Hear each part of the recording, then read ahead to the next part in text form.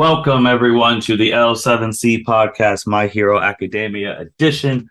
Today, we are going to be talking some episodes, the OVAs that just came out this past week, and we're going to be doing the last what if case study scenario question for probably the rest of the year, as the new season will be coming in October. So we have the My Hero enthusiast Andrea Alanis with us. How are you doing today? I'm good. I'm a little sleepy. I'm ready for a nap, but how are you? I am good. I'm doing good. Happy to talk some My Hero with you, especially since we got new content this week. I know. It's so exciting. It feels a little foreign, honestly, to be recapping an episode again, because how long has it been? Oh, since we haven't had new content really since the movie. Right, right. And the movie came out last October, I believe. Mm-hmm. Um, so yeah, almost a year. That's what, 10 months? Yeah. October to August? Yeah. So yeah, wow. Yeah, because that season five started earlier. It ended in October. It ended like right before the movie Mm-hmm. Well, before we got the movie, because the movie came out in Japan a in couple June. months before that. Yeah, Mm-hmm. yeah. And we got it at the end of the fall season. So, yeah, first time in 10 months talking about something new. So, where would you like to start? Do you want to start with the episodes, the OVAs? Do you want to go Yeah, into for like the. sure. All right. Yeah, Well, yeah. Andrea, start us off then on what happened on the first OVA. So the first OVA is the baseball game. And so I'm not remembering the acronym that they called the league, but essentially we get introduced to the fact that the heroes in My Hero that enjoy baseball have their own like little competitive league. So The kind of like how HLB, Hero League, HLB, that's right. a play off the MLB. Yeah, HLB. So Hero League Baseball or something. Mm-hmm. That's exactly what it is. HLB. And I mean, it's kind of like how some companies will have like a company softball team and they'll play other companies. So it's kind of like that same general gist. And they kind of open it up that Gang Orca's team, and I'm forgetting the other hero's name right now, the Lion. Is it just Lion? I will get that for you. Continue Thank you. on. But anyway, so essentially, Gang Orca, we all know he has basically the same powers of an orca whale. And so this other hero, Shishido. That's Shishido, and his hero name is his hero name. I actually don't. Um, Lion Hero Shishido. That's his name. He is the number so I guess that's 13th what everybody ranked calls him. hero. Number Yeah. 13th. Oh, so he's just outside the top 10. Mm-hmm. Interesting. Interesting. So he basically has the same powers, physical strength, and prowess of a lion. And Mm-hmm. so he's the other person who I guess is undefeated in the HLB, just like Gang Orca. And so basically the run up to the game is all right. So they're both undefeated. They're about to play each other. I guess they have a personal rivalry, which we get to see just a little bit. Kind of arguing as well, like, you know, orcas are kind of like, I mean, the killer whales, they're kind of top of the food chain among marine mammal life, and then lions are the king of the jungle, all that good stuff. So they kind of go back and forth, like which one of them is better. And they both basically recruit their work studies, their class 1A, class 1B students to be an additional pro heroes because we had Fat Gum was in the game, Kamui Woods was in the game, Mount Lady was in the game. Am I missing anybody? What other pro hero was there? No, you're not missing any with the other pro heroes. Just wanted to throw in too with their rivalry besides like the animals and all of that stuff.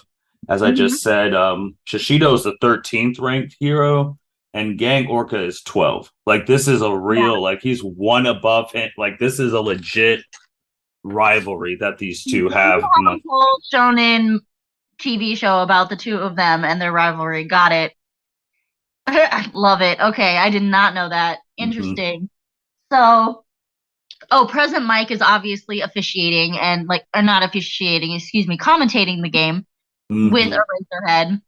And basically, the premise of this game is winner, is the top of the league, blah, blah, blah, blah. There are some, adjusted rules for the game due to them all being, superhumans, quirk-abled humans. And I mean, it was enjoyable to watch. I was happy to have new content. I was happy that it was lighthearted.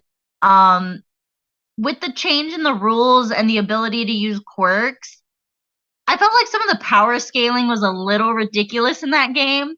But again, I mean, it's not meant to be super serious or anything, so I kind of let that go. But it was very interesting to see. We did get to see more of the Class 1B and the less screen time veterans from Class 1A. Like we have Octacle was on there, Sugar Man was there, Jiro was there, Kirishima was there, Mineta was there. Am I missing anyone from Class 1A before I go into Class 1B? No, I think that's all we had for, and I can make sure when I look at their picture, but I think that Yeah. was all we had. And then for 1B, we had Mines, who we just talked about in the Who, World by the Battle. way, Yes. you saw his power, what we were talking about. Like, this guy is like legit Yeah, because when he was yeah, pitching, that was nuts. that was freaking crazy. Yes, no, for sure. So Mines was there. Um, oh, we forgot Denki. Denki was there from Class 1A. Denki was also, He was there. He was terrible. Tail was there. He didn't really do much. yeah, Um, as usual, but we got to see more of their personalities. I will say that. yes, we So did. from Class 1B, Mines was there. Vines was there. Who also was OP in a baseball game. Yeah. Is there a situation where she's never going to be OP? Uh, Probably when she's fighting someone significantly stronger than her. That's fair. But it has to be significantly stronger than her in a way that she can't necessarily counter because her vines are super versatile. But anyway, that's besides the point.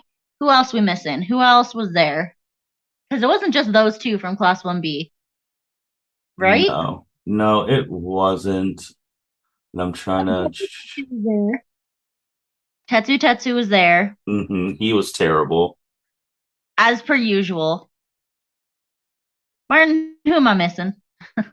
Baseball. Well, they also had, because some of those people had the pro heroes on their teams Right, the as well. focus was mostly on Orca's team, and I felt like Orca's team had mostly Class 1A people, and um Shishido's team had more of the Class 1B people. Yeah. And even itself too. So I got you. So Gang Orca's team had Tentacle, Jiro. They had Mount Lady, Kamiya Woods, Charge Bolt, Grape Juice. As obviously you know them by their real names. And Vine. Vine was on Gang Orca. Shishido's team had Tailman, Sugarman, Mm. Mines. They also had Gerado, Gerada, who doesn't really, what is his abilities even? He's the one who looks like a beast. Oh, Uh, that's right. Yes. who looks like beast. They also Mhm. had Sun Eater, Fat Gum, Red That's who it was. Riot, Yep. and Real Steel. Yep. So you weren't missing really I was saying anyone. Amajiki. I can't believe I forgot Amajiki because like he was a mood the whole time. Cracked me up. Like I know that's his whole character and that's his whole like comedic shtick, but like every time he was on screen, every time he talked, I laughed. Like every single time. Again, especially because of the power scaling being so ridiculous in the game. Like if I would have been there playing, I would have had the same feelings as him of I just want to go home. Like why am I Yeah. here? I want to go home. Yeah, he didn't even get up to bat, did he? I thought he did. How did he get ejected? I don't remember. I don't. And since you brought up ejection, just want to go over, bring up the I rules do, I do, too. I do, I do, I do. He got hit in the face with the ball. A line drive. Yeah. Yeah, he got hit with the ball, and that's how he was incapacitated. Yeah, Yeah. yeah. So rules for this was each team had 9 players. Substitutions could be made during the game. They're not allowed, but swapping positions is, but substitutions is not. If a catcher or batter is taken out of commission in any way, they're considered out and no longer can play. full quirk use is also completely acceptable during this game. Okay. Yeah. Yeah, and I mean, you can't, yeah. So once somebody's incapacitated, you can't replace them on the field. So Mhm. essentially, spoiler alert, everything boils down to the very end that each team only has one person. And so then it's, a head-to-head collision. And I'm not gonna, I don't want to say how it ends for everybody, but it's one of those things where it's like, aha, haha, of course it was gonna end that way. But whatever. It was good fun to watch, especially considering again the end of season 5 leaves us very heavy. We've got a war about to start. Like, yeah. So it was enjoyable, especially since I recently, in the last couple years, have kind of missed playing. I used to play baseball, softball for a very long time. I actually, until fairly recently, I played baseball, softball longer than I played tennis in my life until the last couple years. And I haven't played since I was 15, and I miss it. And so getting to watch the game, I don't know. It reminded me of when I played, and it just gave me the extra kind of little nostalgia points. So I just want to say quick other things too. Obviously, a villain interrupted part of the game, so they went and stopped him real quick. There were shout outs to Jiro. She got some approval. Oh yeah, Red Riot got some approval as well. And just like we're talking with Kami Woods and Mount Laney, those two who were heroes we saw at the very beginning of the series have definitely been like very non-existent in yeah, like the entire series. Like they were in the first episode, and then they were in like the third season when they helped rescue Bakugo from All for One. But they have been relatively minor characters and not in the for bigger sure. picture. Right. And they weren't part of the raid of No. the sci-fi, but Mount Lady popped up on us twice as well. Once during that interview on TV with Midnight, where they were being asked the question about like, do female heroes costumes need to be so revealing, blah blah blah blah blah. And then we also had her pop up during the was it season 5 or season 4, doing kind of like a, hey, as heroes you probably are gonna have to do press, like let's prep you. And that's when she was doing the whole like pretending to be an interviewer. And the That was season 5 because she got smitten by Shoto. yeah. Well, yeah, and then Shoto's all dense and like, if I smile, people will die. Like, oh my god. Yes. Yep. Mm-hmm. But And they're then who not. he said that probably should never get interviewed? Was it Bakugo? Yeah. Yeah, that she was like, or no, that Midnight made the comment to Eraser saying, "Hey, you should probably, steer Bakugo to take the same route that you did and just avoid the press." Yeah. Like, So he's a little too popular for that. But anyway, yeah. So that's the first OVA is HLB. I will also say too, you brought up the war, and to their, I mean, none of these people know that's even happening. Everyone who played this has zero idea. Right. That's true. Technically, there's only two people who in the whole There's hero community who know what's happening, and it's going to be Hawks. And it is Hawks and Endeavor right now, which Endeavor actually talks about a little in his brain in the next OVA. So if you want to take it away. all right. And the next OVA, is it just called Mr. Smiley? Is that what it's Mm-hmm. called? So Mr. Smiley is actually the name of the I don't even really want to call him a villain because essentially he's a petty criminal. He's a vandal. And so it's kind of a little bit initially in the episode a slap in the face to Endeavor for the police to come to him and be like, "Hey, we need your help rounding this guy up." And he's like, "You should be able to handle this. Like you're the police. Like if you can't even do this." Basically what we've been saying for a little while is like, what the hell do the police do? But Mm-hmm. anyway, Mr. Smiley's quirk is a big problem, and which is the reason why the police are asking for help. And our guy Endeavor gets humbled pretty quickly. But during that episode, at different times, he does reference in his thought process. I thought he also mentioned, correct me if I'm wrong, Martin, but I thought he also mentioned out loud the war preparations or that the war is coming to his driver. Yeah, it was to his driver. I mean, yeah, that was just his driver in the car. Yeah, I was trying to remember if he mentioned it at his hero agency because the trio, the big three, are still doing their work study with Endeavor at this point, and so they're involved in the attempted capture apprehension of Mr. Smiley. And Mr. Smiley's quirk essentially is he smiles and you automatically double over in laughter and you cannot control it and it lasts for what is it, 2 hours? 2 hours.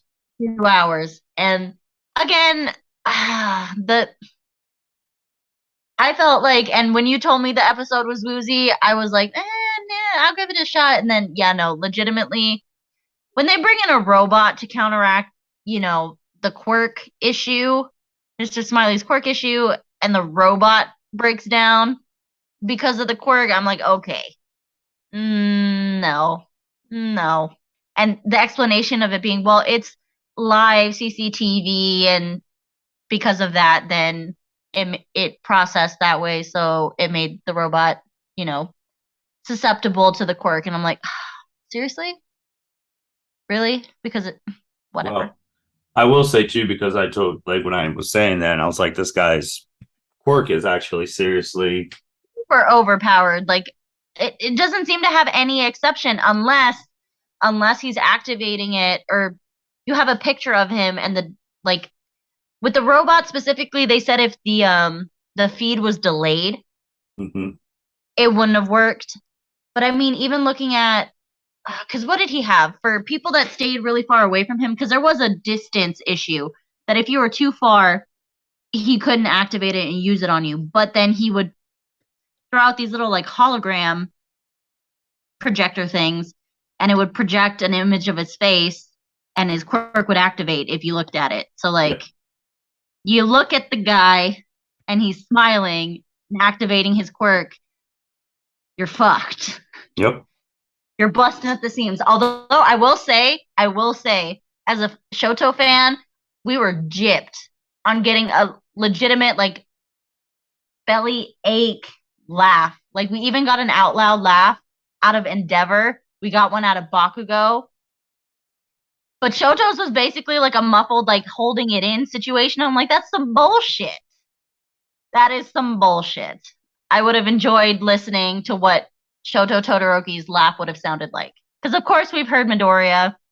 Bakugo, we kind of heard him muffle previously with the whole when he was making fun of the Glamoroki moment Hmm. during the makeup test for the provisional licenses, but not an out loud, super hard, like full force meant laugh, and we got it. And honestly, Endeavors was kind of creepy in my opinion, but I'm also not his biggest fan, so that could also be my bias coming out. How'd you feel about everything? One, when I saw his quirk's ability, I was just like, wow, this is actually pretty strong and really strong. And when they even talked about it, it's like if he wanted to, if he got in front of every broadcast station on the planet, he could basically do whatever he wanted for 2 hours if they watched it live.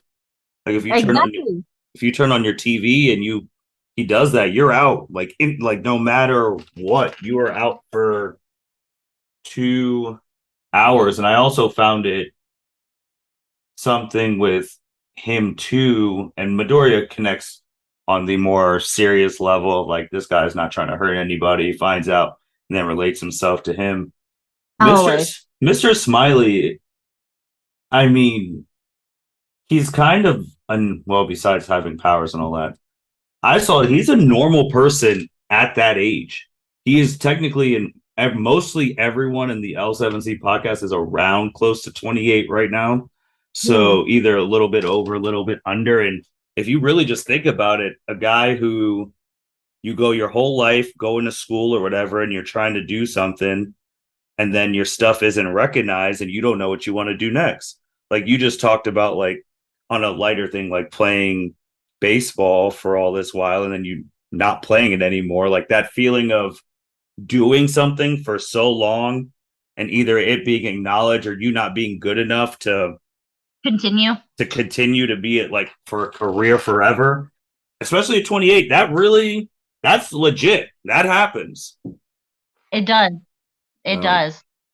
And I mean, with him, it's just like, because again, this was also, I kind of had a little bit of an eye roll moment that Deku still had the flashback to the first episode of, or second episode of You Two Can Be a Hero and all that stuff. mhm. Basically relating to the stubbornness that Mr. Smiley was just as stubborn as Midoriya, that even though there was really no clear path or shot that it was going to work out, they were just both so stubborn. And so Deku, of course, had the situation. It's like, well, if I hadn't met All Might, what would I really have done? And da da da da.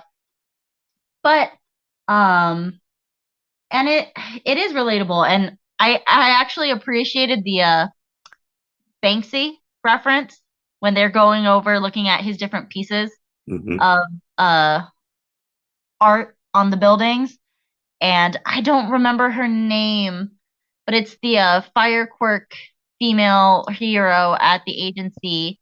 Um, but I think she's the one that made that comment that she was like, "What does he think he is, Banksy?" And I was like, "Ooh, fourth wall, right there. Love it."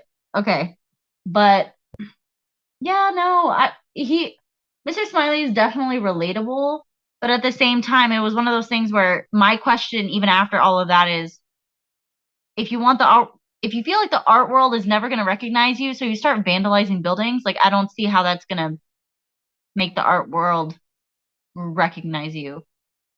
I do, because if you're vandalizing buildings, it ends up on the news. Ends up on the news. That's So exposure. it does make it out there to people, but there's also social media at this point, which is why Deku was like, "Here, I'll help you with your website," and it's on the internet. Like people will see it, especially if you blast it long enough, hard enough, with that way algorithms work nowadays, and they're supposed to be in the future. Technically, I believe what's it called is like Mr. Aizawa was his date of birth is like 2004, so like they're a few years ahead of us. That's true, but there's also times where it's like they're ahead of us, but then they don't think of common things, a la all these heroes just having their addresses in yellow books, thinking that people aren't going to attack the house. Right. Again, and I guess spoiler, but it makes Mr. Smiley makes it extra personal for Endeavor because after Endeavor's having this conversation on his ride home with his driver, he gets out and his house is tagged, Yeah. vandalized with one of the pieces, and so he just gets extra heated about it, not to be punny, but extra heated about it after that. And it's like, dude, that's the second villain that's gone, quote unquote villain, because again, he's more of a petty criminal, but whatever. The second bad guy to roll up at your house. Like, why do these people know where you live? Like, this is Yeah, I agree. And then just going back to the Smiley thing, obviously with like social media and stuff, you do have a point, but then again, I mean, when he like helping with his website now at 28, but back then when he was going up, they might not have had the same stuff. So, and then he was like, the only way I'm gonna get recognized across if no one's on my website, I'm just gonna go and have at least I have guaranteed because if you're going on Twitter, you choose to go on that. Like, but if every news station, if you're trying to watch the news, has like a section on your stuff, that's guaranteed exposure.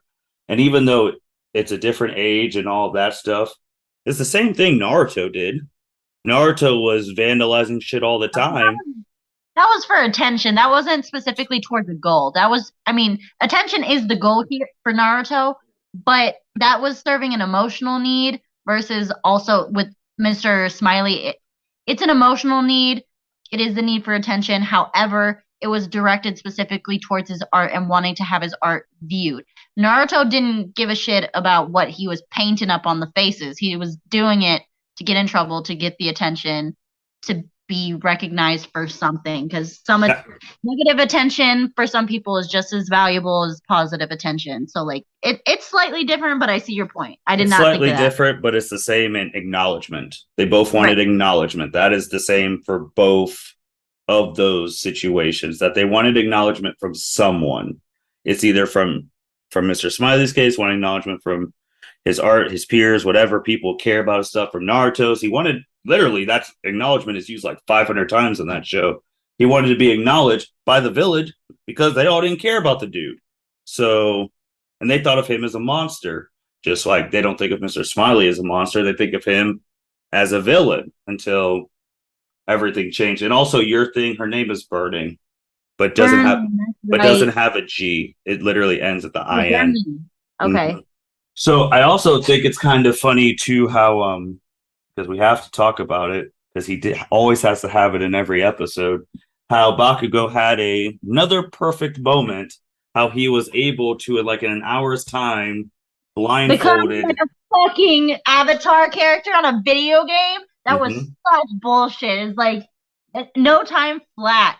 And Ever's like, oh, you need more time to practice? And Marco's like, nah, bitch, I already got this. Like, He literally said, "I told you I did not need practice on this. Like if you would have just told me where to go." where And to then give me the give me the location, the code name, I'm done. It was like, Bakugo, that's ridiculous. Because I mean, those coordinates were complicated. Like I know it was a letter and a number system, Mhm. but still, like ridiculous, fucking ridiculous. My other Bakugo thing that made me internally chuckle a little bit was like after he got hit with Mr. Smiley's quirk, the second to last time and the last time, we basically had a little like internal thought kind of Bakugo floating around outside of him because even though on the outside he's laughing, on the inside he's pissed the hell off. So I thought that was funny because I mean we all know he would be, but having to add the just little because I think it was orange, right? Also, I'm colorblind, so like correct me if I'm wrong, but it was just like a little kind of like almost a thought or text bubble Mhm. and had little spikes on top to indicate like his spiky hair and it was orange, which is like sometimes it had like rage eyes, but sometimes it didn't. Yes. So just to go to like he masters it perfectly, and we're just gonna go here because then Mr. Smiley also connects to another person who's actually in this show. Bakugo, and then they have like the coordinates perfect, and Midori obviously stops Bakugo, has the talk with Mr. Smiley. Mr. Smiley is about to turn himself in. Villains come in, start shooting up the place. He stops them, ends up on the. Only because they shot his mural, his painting. Oh yeah, he protected his stuff, and then he said like, "No, I'm not really a fighter. I've never really wanted to." And then he gets the recognition. Of course, it's on the news. He does the thing. Everyone starts laughing, and that's the end of that. Also, comparison to where I know I said the thing with Naruto, but just even more in the universe, which may potentially. I don't want to say they're gonna make the Suicide Squad of My Hero Academia, but like a team of misfit people that's starting to kind of build in this thing. Mr. Smiley and Gentle Criminal, who is That's what very, very similar that's to how the I thought about it situation. too. That's what I thought about it too. Also, can I like just thinking about the two of them, both of their faces are very defined. Like if you think about it, the way like both of their faces are just very they don't look similar. They definitely don't. But there's something in the way that they're designed. Like they're both very like Mr. Smiley had a very chiseled jaw, very bulbous cheeks, and like it was a little ridiculous. And I know this is an anime, but his face was pretty cartoony. Like part of me wondered, like when we find before we saw his face, that with the quirk making people laugh, I thought his face was gonna look like funny in a way that was like some people would say it's ugly, and so therefore you would laugh because quote unquote it's ugly, whatever. That's not necessarily the case. It's definitely a little odd. But again, a lot of quirk having people are anthropomorphic, so it's not necessarily weird to have somebody that doesn't look fully human. So I Mm-hmm. wasn't quite expecting the face that we got. And I don't know. I just now thinking about the characters designs for Mr. Smiley and Gentle Criminal, I don't know what it is, but I feel like they're slightly similar somehow. Like in the way that they're drawn or the intention behind the character of their face. Well, Mr. Smiley, just looking at their face, he's more of a campy, happier looking person, which gentle criminal in the picture, obviously with the dressing too, more sophisticated, all of that. And he also had gray hair. Butler. Like it was really funny that it was like, gentle criminal that he's supposed to be like a gentleman, but I felt like he dressed more like a butler. Kind of. And he is 32 years old. His birthday is actually August 29th, so it'll be this month. And I didn't think this girl was this old. His partner, Brava. yeah, she is 22. I did not think she was that old, actually. So I figured I didn't think she was over 20, but I felt like they had to make her an adult. So I figured she would be at least like 18, 19. That's what I thought. I was like 22. I was like, wow, that's actually because I thought she was going to be like the same age as someone like 17, all that, like someone in their third year at My Hero Academia. Like if they Right. went, I didn't think she'd be a full fledged. She's the same age than like a year younger than Shoto's older sister. So, Yeah. but no, I was just thinking about them. But like it ends on a very happy note. You see everyone smiling and all of that jazz at the end, like when it gets projected on TV. No, and that's the other thing. We don't see Shoto smile and laugh either. The man crumbles inwards, muffles his laugh, and he puts his face down. So we didn't get to freaking see it. Well, on a technicality, you didn't see it, but he was laughing, just like it pans out to everyone. You see All Might, you see Airy, Lemillion, and Yeah. Eraser. Like it goes to everyone in the series pretty much. So that was cool to see too, because also too they did ask before they got the robot, what about Eraserhead? And Shoto was like, dude, he's with Airy. He can't leave Airy for this For type of something stuff. like this. Yeah. Now, even though I don't think he will, because obviously Bullets would have come real handy though. I mean they would have, but they're not allowed. So now just don't let, even though he doesn't need it, but God forbid if All for One just decided to take this quirk and put it in his back pocket, just makes things a whole lot easier for him. I was also wondering, like, if Mr. Smiley would have become a hero, he could have taken down All for One. I mean, just by fucking looking at him, making sure that he looks at him. Yeah, because currently right now there's like besides a distance thing, but if you get it placed on cameras and all that stuff, there's really no weakness. Right. But Unless yeah, they're able to incapacitate him without looking at him. yeah, well, that's starting to become the norm now. Like your only weakness is someone just being stronger than you and taking you out before you do your stuff. Yeah. So, but those were good episodes to have back here in the United States. Obviously, Japan got them a couple months ago, but now transitioning, we did have a question, and I was the one who came up with this question in a couple of pieces. So my question that I had was just like it's kind of a combo. Since we're talking about school and all that, I want to put more emphasis on the school. If Hmm. you were a teacher at UA, what courses would you want to teach? You can make them up, obviously. And then also, if you were not a teacher, what job would you want in the My Hero Academia world? I know we did it. We did it a couple months ago for the students. If they weren't heroes, what jobs would they have? But now throw in us. What things would we want to teach, or what other jobs would we want to have in the My Hero Academia world?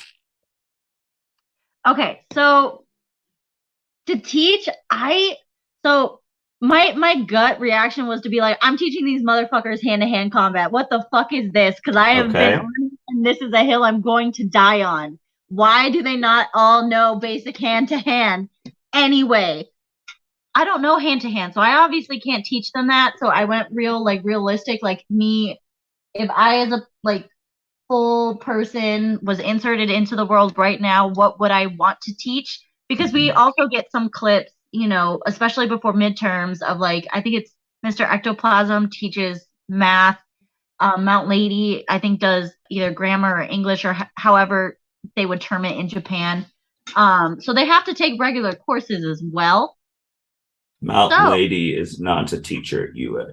oh, I'm sorry, I meant Midnight. It was Yeah. the M. M got She me tripped up. teaches, yeah, she teaches history. Ah, history. Okay. So if I was going to be a high school teacher at My Hero, Hmm. I think I would. want to teach one of two subjects. I would either want to teach psychology, since Okay. that is my personal background, love psychology, or I would want to teach English, like literature. I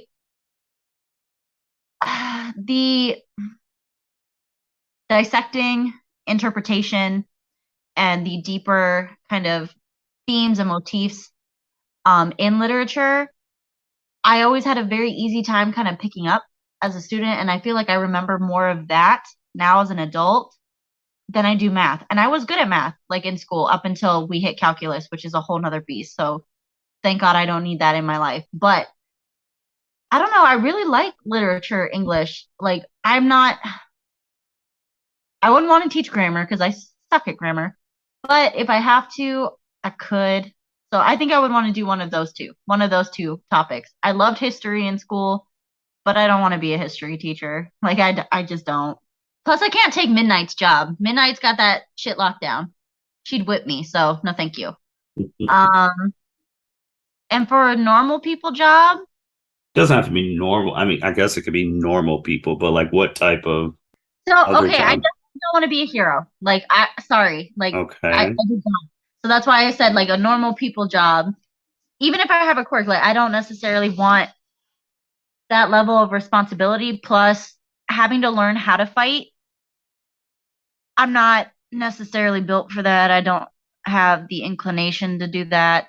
I probably should for basic, like, self defense and necessity, hopefully never necessity, but potential necessity. So, because to become a hero, you have to be proficient in all of that stuff, even if you do just become a primary rescue hero. Well, we're having a different definition of proficient because you literally said 5 minutes ago you'd want to do hand to hand in a perfect world because a lot of those people are not proficient in hand to hand. But that's why I said is like I can't teach that because I don't know hand to hand. So that's why I left it alone. My gut reaction was like these motherfuckers need a hand to hand combat teacher. Oh, no, I agree. But you saying that means like you can still be a hero. You wouldn't have to learn hand to hand all that well. Just blast people. It's working for some of them. Yeah, but I might not have a quirk that way. Anyway, regardless, I would want to be a normal person. And what I actually, I don't know, part of me wants to be like probably like a sociologist. Probably studying the shift in culture between, pre-superhuman, post-superhuman psychology, doing social psychology studies to see like where the shift is going, where the trend is going, how the what's the word I'm looking for? The trends, the common denominators, especially to see how it impacts the different cultures.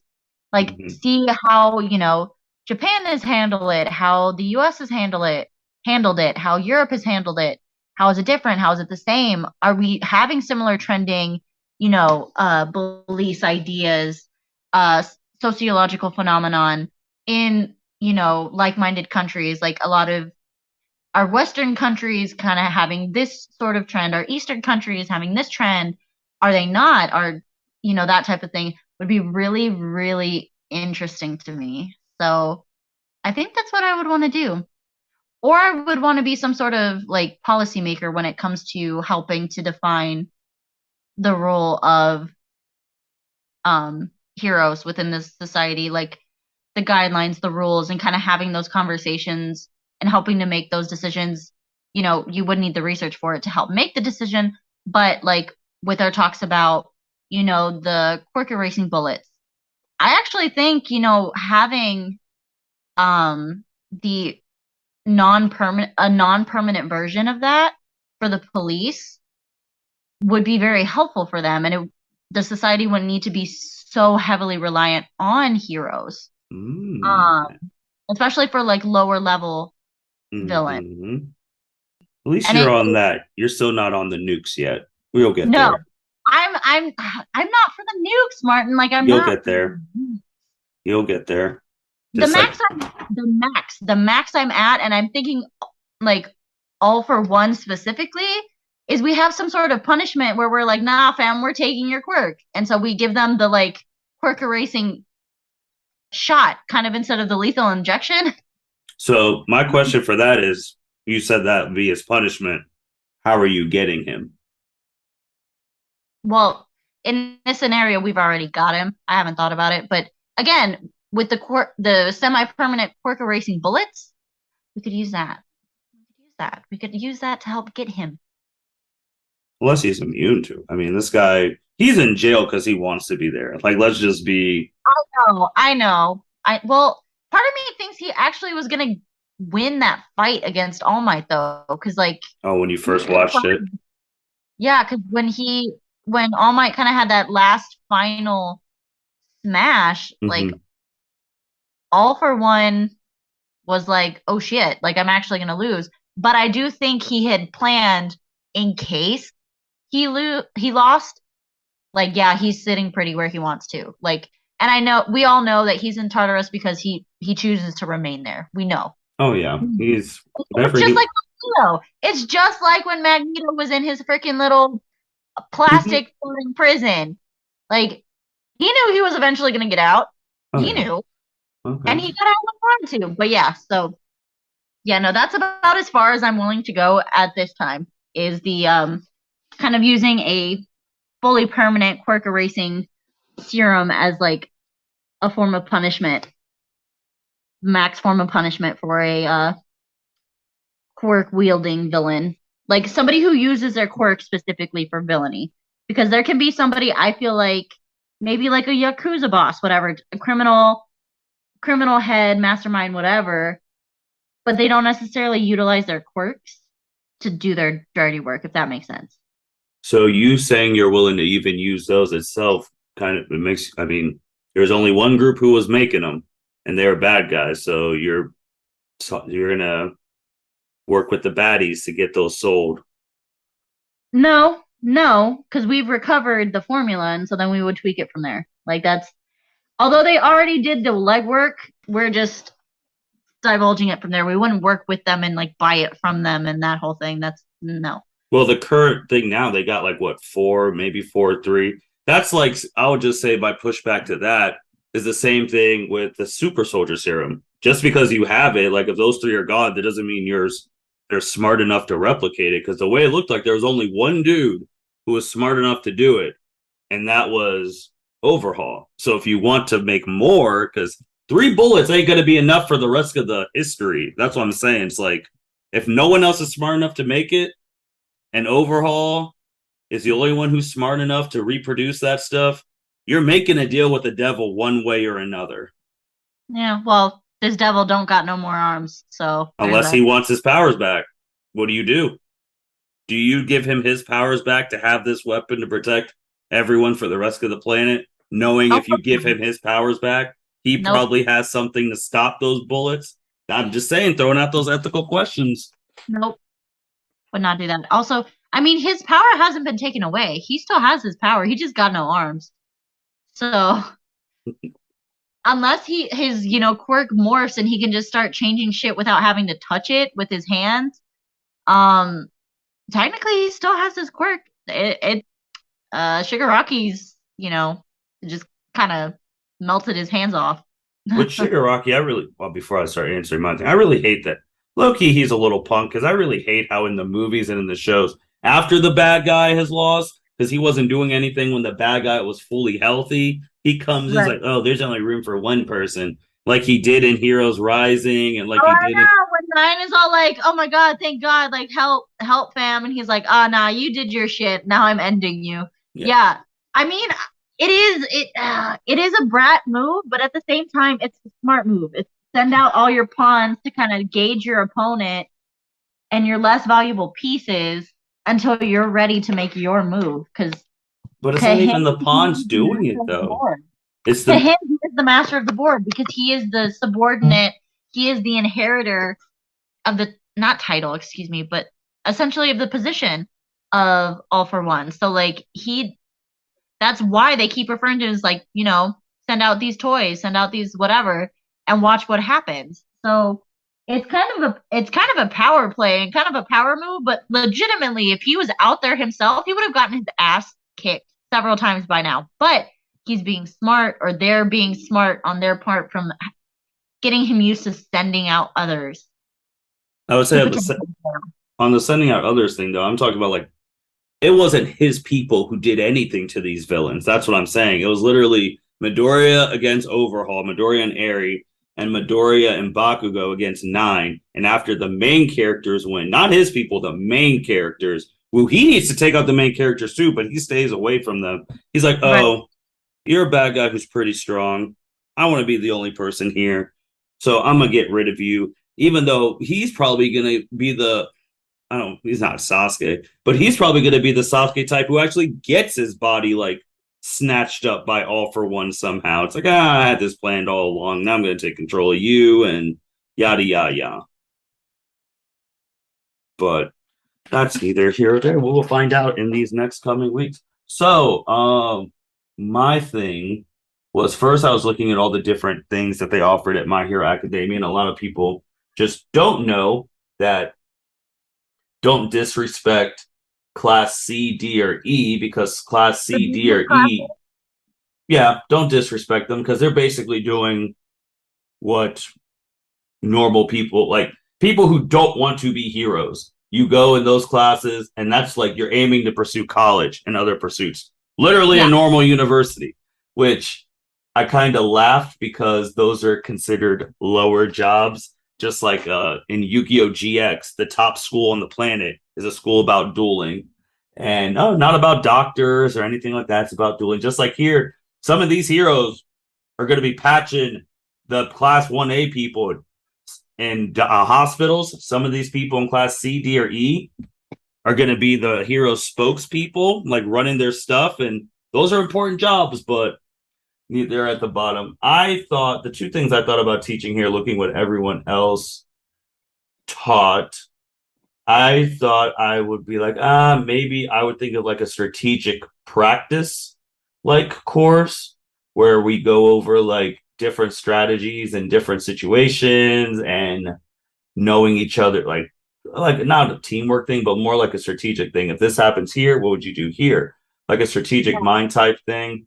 The other type of class I thought about was like a leadership class because in with like the leadership class, more like, hey, sometimes being the best leader is being the best follower. Because a lot of these people don't know that. And sometimes being the best follower is being the less leader, and you need to step up in certain situations because you have these abilities. And one of the people who I thought about too in that situation was your girl, Momo, because in certain situations she can be a leader, but when someone is significantly stronger than her, she instantly shies away, even though she could still provide great access to like the team. And I just want to be like, hey, just because you're not the strongest person on your team doesn't mean that you can't lead the team.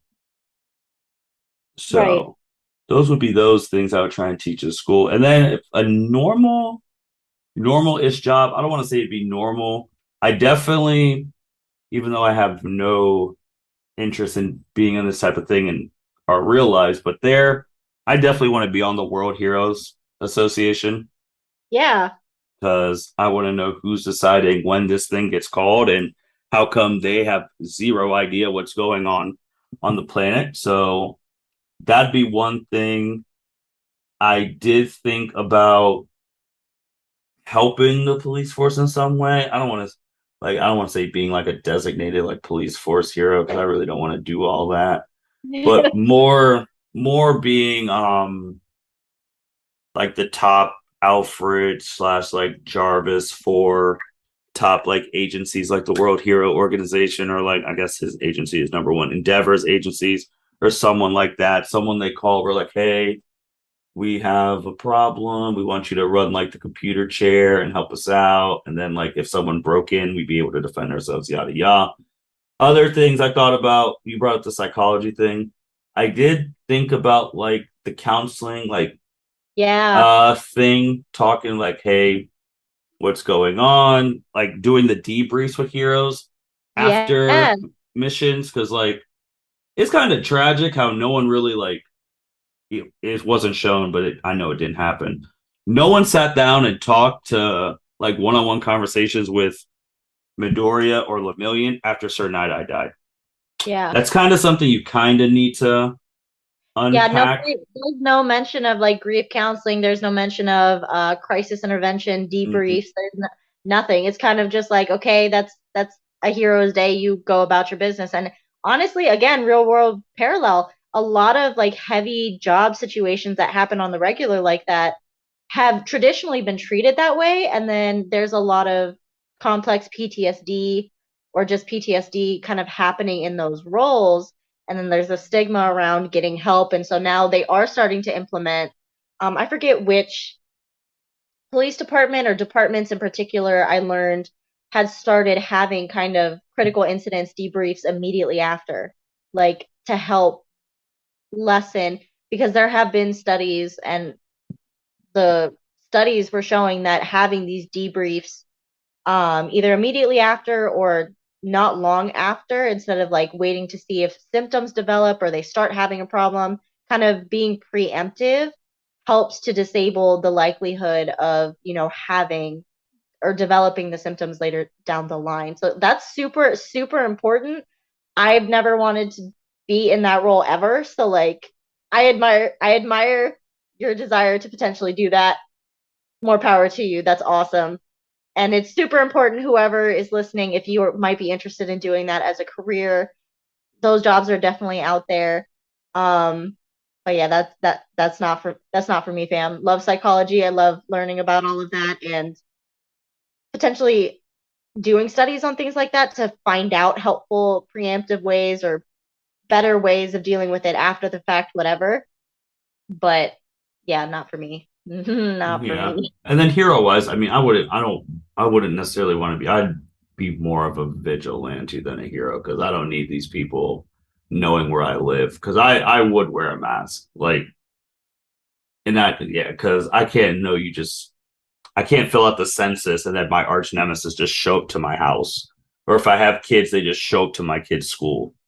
So No. that'd be one thing. And then like if I was a vigilante, my biggest thing is I'd be like a vigilante for the World Heroes Association, whoever the hell the president is there. And my main goal would be trying to find out who the hell the traitor is at the school.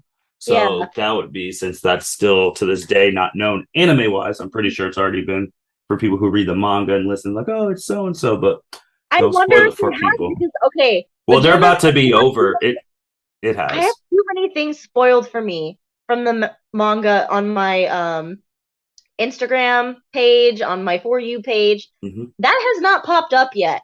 And so I wonder if it's actually out there in the manga yet.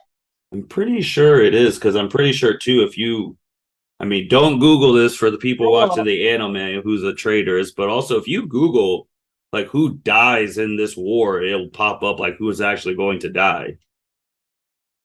Is it going to be people that are actually going to die, or is it going to be like when we all were told, or I don't know if you had heard about this, but that supposedly Sasuke was going to die in the Great Ninja War? Nah, Um, no, no, like these people like Obviously, Sir he Night didn't Eye actually die. die. No, Hmm? they die. Like Hmm. that's what they're saying. Like no, like so that's why. But stay away from spoilers because this anime, because then you don't want to spoil yourself when you're watching this. So you can have the whole shock. But those are things I've thought about because I would not want to be like just a upfront hero on the spotlight. I would never want to be ranked because just like All Might said, it's not about the rankings and all that. So The number one hero. Like that's the ironic part about it is somebody at the top is always like, "Oh, it doesn't matter," but haha, I have the number one spot. Like, but I whatever. mean I mean they're the ones who ranked him. Like he didn't ask to be ranked. I know, but it's just one of those things where it's like the person at the top kind of making a comment is like, "Oh, being number one is not important," or y'all voted me here, but it's really not that big a deal. It's like I I don't know, think maybe I'm just a cynical, bitter person, and then I'm like side eyes, like, of course you are gonna say that. but I will say it for him though, because to this day, to this day, there has only been one person, no, two. I think All for One did once, but one guaranteed person who was called this dude by his real name, and that was Gran Torino. This has Yeah. been the number one hero on the entire planet. You don't hear anyone's like, oh, All Might, aka that. Never. So that's why I'm like, do these people even know his real name? Do they know Endeavor's real name? I know they know where he lives, but do they actually know his real name? Yeah, Like it's that's on. I would assume like it's in that thing because I don't know who else said it, but I believe they know his like real name. They definitely know the last name because Todoroki's their last name. So that's right. still more than enough because there's only one Todoroki family. And well, there might be more in the My Hero world, but that's besides the point. Yeah, no, I don't know. I don't know. Oh, All Might did. All Might called him NG Hmm. at one point. Had always referred to him as Endeavor, but I think called him NG once. Dobby called him NG, but nobody batted an eye. And then somebody, I could have sworn somebody else did too. I feel like the other one was recent too, but yeah, that's the Yeah, one thing too. Like if you don't want to give your name out, I don't think you should be giving your name out. That's just literally puts a right. target on your back on all your stuff. But that's really it. Andrew, did you have anything else you wanted to say? Um, I don't think so. I'm just super excited for, continued new My Hero content soon. Like I'm really excited for it. Yeah, so thank y'all for being with us during these 10. I know we had the we had the movie review and all of that, but these 10 months of case studies, what ifs, the class 1A, class B tag teams, all of that. And next month we're gonna be previewing season 6. We're gonna be talking about things of like where we left off, what do we want to see, what do we don't want to see, who we want to shine, who we don't want to shine, who's going to die, all of those type of things in September. Because once we get to October, we're going to be reviewing episodes. So, Yay! so September is the preview, and then October we're back to reviewing episodes. So, thank y'all for sticking with us during the case studies and all those ones because some of the ones you guys really, really liked. Not all of them you liked, but there were some that you guys like really dived into listening wise. So we greatly appreciate it. Which ones were those? We need to have this deep talk review of the case studies, you and I. Like But right, I don't know if that like right now on air. I feel like we'd be past our time since we are at the hour mark. that's true. That's true. But We we could talk could do about it later. off air. But with that being said, thank you everyone for listening to L7C podcast. Make sure you like, rate, comment, subscribe. Remember, next month, September, My Hero Academia season 6 preview. Make sure you're on the lookout for that. And with that being said, take care. Thank you for listening to this episode of the L7C podcast. Be sure to like, rate, review, and subscribe to the channel. Follow us on all social media platforms, and we'll be talking to you guys soon. Take care.